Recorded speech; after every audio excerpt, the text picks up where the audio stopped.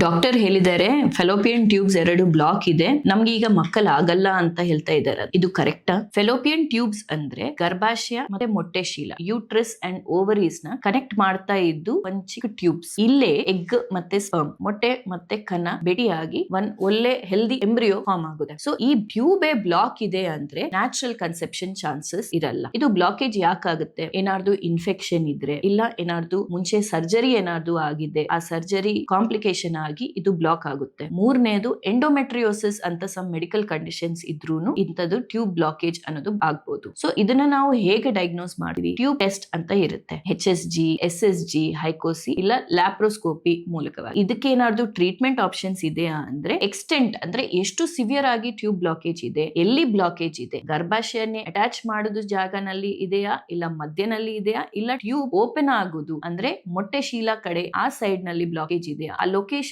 ಪ್ರಕಾರನು ನಾವು ಟ್ರೀಟ್ಮೆಂಟ್ ಅನ್ನೋದು ಡಿಸೈಡ್ ಮಾಡ್ತೀವಿ. ಇದರ್ ನಿಮಗೆ ಸರ್ಜರಿ ಮಾಡ್ಬೇಕಂತ ಹೇಳ್ಬಹುದು, ಆ ಸರ್ಜರಿ ಮೂಲಕವಾಗಿ ಆ ಬ್ಲಾಕೇಜ್ ನ ಓಪನ್ ಮಾಡಬಹುದು. ಇಲ್ಲ ಅಂದ್ರೆ ನಿಮ್ಗೆ ಡೈರೆಕ್ಟ್ ಆಗಿ IVF test tube baby treatment ಕೊಟ್ಬಿಟ್ಟು ಮೊಟ್ಟೆನ್ ಕಲೆಕ್ಟ್ ಮಾಡಿ ಹಸ್ಬೆಂಡ್ ಕಣನ ಹಾಕಿ ಆ ಭ್ರೂಣನ ಡೈರೆಕ್ಟ್ ಆಗಿ ಗರ್ಭಾಶಯನಲ್ಲಿ ಇಟ್ಬಿಡ್ತೀವಿ. ಸೊ ಯಾವ ಟ್ರೀಟ್ಮೆಂಟ್ ಬೆಟರ್? ನಿಮ್ದು ಸರ್ಜರಿ ಆಪ್ಷನ್ ಲ್ಯಾಪ್ರೋಸ್ಕೋಪಿ ಮಾಡಿ ಟ್ಯೂಬ್ ಓಪನ್ ಮಾಡಕ್ ಆಗುತ್ತಾ, ಇಲ್ಲ ನೀವು ಸ್ಟ್ರೇಟ್ ಆಗಿ IVF ಮಾಡಿಸ್ಕೋಬೇಕಾ ಅನ್ನೋದು ಡಿಸಿಷನ್ ನಿಮ್ ಡಾಕ್ಟರ್ ನಿಮ್ ರಿಪೋರ್ಟ್ಸ್ ಪ್ರಕಾರ ಡಿಸೈಡ್ ಮಾಡ್ತಾರೆ. ಬ್ಲಾಕ್ಡ್ ಟ್ಯೂಬ್ಸ್ ಅಂದ್ರೆ ನಿಮ್ದು ಡ್ರೀಮ್ ಆಫ್ ಪೇರೆಂಟ್ಹುಡ್ ಬ್ಲಾಕ್ ಆಗಿದೆ ಅಂತಲ್ಲ. ಕರೆಕ್ಟ್ ಟೈಮ್ ನಲ್ಲಿ ಕರೆಕ್ಟ್ ಡಯಾಗ್ನೋಸಿಸ್ ಮತ್ತೆ ಕರೆಕ್ಟ್ ಆಗಿ ನೀವು ಪ್ಲಾನ್ ಮಾಡ್ಕೊಂಡಿದ್ರೆ ಡೆಫಿನೆಟ್ಲಿ ಒಂದು ಹೆಲ್ದಿ ಮಗು ಆಗೋಕ್ ಸಾಧ್ಯತೆ ಇದೆ.